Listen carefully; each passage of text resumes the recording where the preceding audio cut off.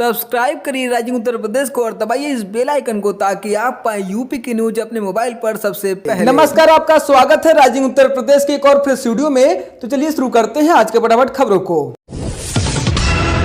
प्रदेश में कोरोना की रफ्तार अभी कम नहीं हुई है। 49 लोगों की संक्रमित पाए जाने के बाद राज्य में कुल संक्रमितों की संख्या 2536 पहुंच गई है। इस बीच राहत देने वाली बात यह है कि 698 संक्रमित लोग अब तक ठीक हो चुके हैं, उन्हें अस्पताल से छुट्टी दी जा चुकी है। यानी अब राज्य में कुल संक्रमितों की संख्या 1838 है।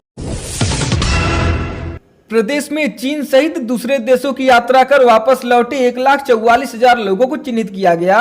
इन्हें स्वास्थ्य विभाग की रैपिड रिस्पांस टीम की निगरानी में रखा गया है। अब तक यूपी में 2,42,000 लोगों को चिन्हित किया जा चुका है, जो विदेश यात्रा कर वापस आए हैं। योगी सरकार के तमाम प्रयास के बाद भी कोरोना वायरस लगातार बढ़ता जा रहा है। लॉकडाउन के तीसरे चरण में प्रदेश सरकार रेड जोन में आने वाले 19 जिलों में कोई भी छूट नहीं दे रही है। योगी आदित्यनाथ ने सभी डीएम के साथ वीडियो कॉन्फ्रेंसिंग में उनको इसका स्पष्ट निर्देश दिया है। योगी ने कहा कि किसी भी तरह की लापरवाही बर्दाश्त नहीं की जाएगी। मुख्यमंत्री योगी आदित्यनाथ ने कहा कि लॉकडाउन को प्रभावी बनाने में हमारे सभी पुलिस अधिकारियों की बड़ी भूमिका है। उन्हें संक्रमण से बचाना भी बड़ी चुनौती है। सभी पुलिस अधिकारी यह सुनिश्चित करें कि वे ग्लव्स, मास्क, सैनिटाइजर आदि का उपयोग करते हुए स्वयं को सुरक्षित रखें। लॉकडाउन का सख्ती से पालन कराएं, लेकिन जनता का अनावश्यक उत्पीड़न न किया जाए। समाजवादी पार्टी के अध्यक्ष अखिलेश यादव ने कहा कि ट्रेन से वापस घर ले जाए जा रहे गरीब बेबस मजदूरों से भाजपा सरकार का रुपया वसूलना बेहद शर्मनाक है। आज साफ हो गया है कि पूंजीपतियों का अरबों माफ करने वाली भाजपा अमीरों के साथ है और गरीबों के खिलाफ। उन्होंने कहा कि तरह तरह के फंड में जो अरबों रुपया तमाम दबाव व भावनात्मक अपील करके डलवाया गया है, उसका क्या होगा। अब तो यूपी में आरोग्य सेतु ऐप से भी 100 रुपया वसूलने की खबर है। योगी सरकार लॉकडाउन के तीसरे चरण में शराब और बियर की दुकानों को खोलने का फैसला लिया है। ग्रीन और ऑरेंज जोन के साथ साथ रेड जोन में भी सुबह 10 बजे से शाम 7 बजे तक शराब की दुकानें खुलेंगी। हालांकि रेड और ऑरेंज जोन और कंटेनमेंट इलाकों में दुकानें बंद रहेंगी। इस दौरान सोशल डिस्टेंसिंग की शर्तों का पालन करना होगा। बता दें कि सरकार ने लॉकडाउन 3 के तहत गतिविधियों को लेकर नई गाइडलाइन जारी की है। सीतापुर जिले के संदना थाना क्षेत्र के केसुआ मऊ निवासी राज बहादुर अपने 9 वर्षीय बेटे के साथ घर के बाहर चारपाई पर सो रहा था। देर रात अज्ञात हमलावरों ने राज बहादुर की धारदार हथियारों से गला रेत कर हत्या कर दी। वारदात को अंजाम देकर हमलावर मौके से फरार हो गए। चारपाई पर सोया बेटा पिता की मौत से अनजान रहा। सुबह जब परिजनों की आंख खुली तो घटना स्थल देखकर उनके होश उड़ गए। पिता की मौत के बाद पत्नी समेत 5 बच्चों का रो रो कर बुरा हाल है। उन्नाव जिले में एक युवक के कोरोना संक्रमित होने की पुष्टि हुई है। इसके साथ ही जिले में कोरोना संक्रमितों की संख्या 4 हो गई है। डीएम, एसपी सहित स्वास्थ्य विभाग की टीम गांव पहुंची। प्रशासन ने संक्रमित युवक के घर से लेकर 1 किलोमीटर के दायरे को हॉटस्पॉट जोन घोषित करते हुए बैरिकेडिंग लगाकर सील कर दिया गया है। वाराणसी जिले में कोरोना वायरस के 3 नए केस सामने आए हैं, जबकि 2 पुराने रोगियों की दूसरी रिपोर्ट भी पॉजिटिव आई है। ये दोनों तबलीगी जमात के संपर्क में आकर कोरोना वायरस से संक्रमित हुए थे। यहाँ अब तक 64 संक्रमित केस सामने आ चुके हैं। 1 की मौत हुई है, जबकि 9 मरीज ठीक होकर घर जा चुके हैं। आज 4 और मरीजों को डिस्चार्ज किया गया है। हालांकि 50 लोग अभी भी अस्पतालों में भर्ती हैं, उनका उपचार चल रहा है।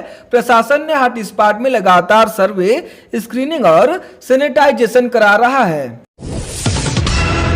वाराणसी जिले में एक महिला वैज्ञानिक को कोरोना संक्रमित पाए जाने के बाद बीएचयू की प्रयोगशाला बंद कर दी गई और वहां एकत्र किए गए नमूने अब लखनऊ भेजे जा रहे हैं। जिलाधिकारी कौशल राज शर्मा ने बताया कि संपर्क में आने से संक्रमित हुए लोगों का पता लगाया जा रहा है। इटावा जिले में पुलिस की बर्बरता का एक वीडियो सामने आया है। इसमें 2 पुलिसकर्मी एक युवक को बेरहमी से पीटते हुए नजर आ रहे हैं। करीब 2 मिनट की इस वीडियो को छत पर खड़े किसी शख्स ने चुपके से बनाया है। जानकारी के अनुसार पीड़ित मानसिक रूप से कमजोर है। फिरोजाबाद जिले में एक साथ 9 लोग संक्रमित पाए गए हैं, जिसके बाद यहां का आंकड़ा बढ़कर 139 तक पहुंच गया है। जिले में अब तक 39 मरीज ठीक होने के बाद डिस्चार्ज हो चुके हैं और 2 लोगों की मौत हो चुकी है। अब तक जिले में फिलहाल 97 केस एक्टिव मोड में हैं। नोएडा में बसी हुई जेजे कॉलोनी में पिछले दिनों कोरोना वायरस के मरीज बड़ी संख्या में मिलने के बाद अब प्रशासन और स्वास्थ्य विभाग ने यहां WHO के साथ मिलकर हर घर की स्क्रीनिंग शुरू कर दी है। इसका उद्देश्य यह है कि समय रहते कोविड-19 संक्रमित मरीजों की पहचान कर उन्हें पृथकवास में भेजा जा सके।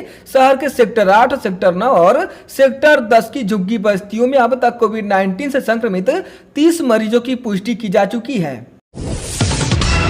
जम्मू कश्मीर के हंदवाड़ा में एनकाउंटर में सेना की 21 राष्ट्रीय राइफल्स के commanding officer colonel Ashutosh Sharma समेत 5 जवान शहीद हो गए थे। कर्नल आशुतोष यूपी के बुलंदशहर के परवाना गांव के रहने वाले थे। मुख्यमंत्री योगी आदित्यनाथ ने शहीद जवानों को नमन करते हुए उन्हें श्रद्धांजलि अर्पित की। उन्होंने शहीद आशुतोष के परिवार को 50 लाख रुपए की आर्थिक सहायता देने का ऐलान किया है। साथ ही एक परिजन को सरकारी नौकरी सरकार की तरफ से दी जाएगी। कोरोना आपदा की वजह से उत्तर प्रदेश के समस्त बोर्ड से मान्यता प्राप्त कक्षा 1 से 8 तक के सभी विद्यालय मौजूदा शैक्षिक सत्र में फीस नहीं बढ़ा सकेंगे। बेसिक शिक्षा विभाग ने भी इस बारे में शासनादेश जारी कर दिया है। माध्यमिक शिक्षा विभाग की ओर से इस बाबत शासनादेश पहले ही जारी किया जा चुका था। लॉकडाउन बढ़ने से उत्तर प्रदेश लोक सेवा आयोग की परीक्षाओं पर विपरीत प्रभाव पड़ेगा। इससे अगस्त की महत्वपूर्ण परीक्षाएं तय समय पर नहीं हो पाएंगी। अभ्यर्थियों को परीक्षा के लिए लंबी प्रतीक्षा करनी होगी। लॉकडाउन में समिति कर्मचारियों में काम होना है। ऐसी स्थिति में आयोग सिर्फ सीधी भर्ती के तहत हुए इंटरव्यू का रिजल्ट ही जारी कर पाएगा। PCS 2018 मुख्य परीक्षा सहित कई रिजल्ट विलंब से आएंगे। अमेठी जिले में बदमाशों ने हार्डवेयर की दुकान में धावा बोला। लूटपाट के विरोध में बदमाशों ने व्यापारी की गला घोटकर हत्या कर दी। घटना को अंजाम देकर बदमाश पीछे के दरवाजे से भागने के लिए जानकारी होने पर गांव में कोहराम मच गया। मौके पर पहुंची पुलिस ने शव को कब्जे में लेकर पोस्टमार्टम को भेजा। नोएडा जिले के थाना दनकौर क्षेत्र के खैरेली हाफिजपुर गांव में अवैध रूप से कच्ची शराब बना रहे 3 लोगों को पुलिस ने गिरफ्तार किया है। उनके पास से पुलिस ने बनी हुई करीब 20 लीटर शराब और शराब बनाने में उपयोग होने वाले उपकरण व सामग्री बरामद की है। बस्ती के नेशनल इंटर कॉलेज में क्वारंटीन किए गए व्यक्ति को देर शाम सांप ने डस लिया। चीख पुकार सुन आसपास मौजूद लोगों ने डंडे से पीटकर सांप को मार डाला। आनन फानन में सर्पदंश के शिकार हुए युवक को कर्मियों ने CHC हरैया भेजा। यहां से चिकित्सक ने ओपेक चिकित्सालय कैली रेफर कर दिया। युवक कैली पहुंचा तो उसके हाथों में पॉलीथीन थी जिसमें उसने मारे हुए सांप को रखा हुआ था। यह देख डॉक्टर भी हैरान रह गए। युवक की हालत खतरे से बाहर है।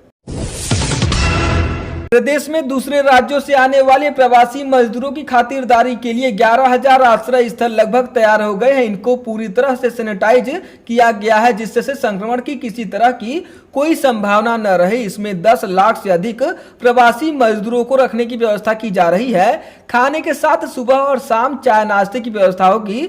जरूरत के आधार पर और भी आश्रय स्थल बनाए जाएंगे। वाराणसी जिले में सप्तसागर के दवा कारोबारी और उससे जुड़े आधा दर्जन से ज्यादा लोगों के पॉजिटिव आने से चौक थाना क्षेत्र के 8 बैंकों में कोरोना को लेकर दहशत है। इन बैंकों की शाखाएं सप्तसागर मंडी के 200 मीटर के दायरे में है। पॉजिटिव दवा कारोबारी कर्मचारियों और दुकानदारों का इन बैंकों में लगातार आना जाना था।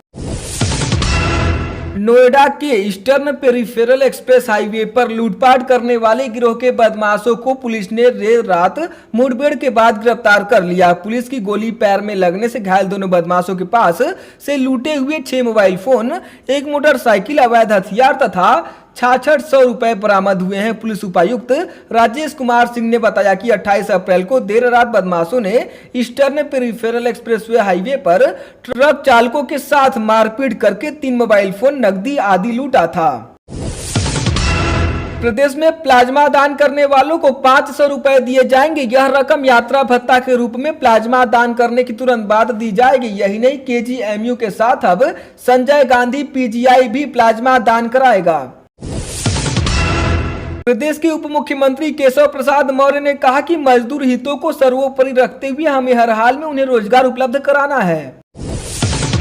राजधानी लखनऊ के चारबाग रेलवे स्टेशन पर महाराष्ट्र के नासिक से 800 से अधिक प्रवासियों को लेकर आए श्रमिक स्पेशल ट्रेन सुबह यहां पहुंची। गृह राज्य पहुंचने को लेकर एक और जहां सभी प्रवासी मजदूर राहत में दिखे, तो वहीं घरों तक वापस जाने में समय को लेकर इसकी चिंता को भी साफ तौर पर देखा जा सकता था।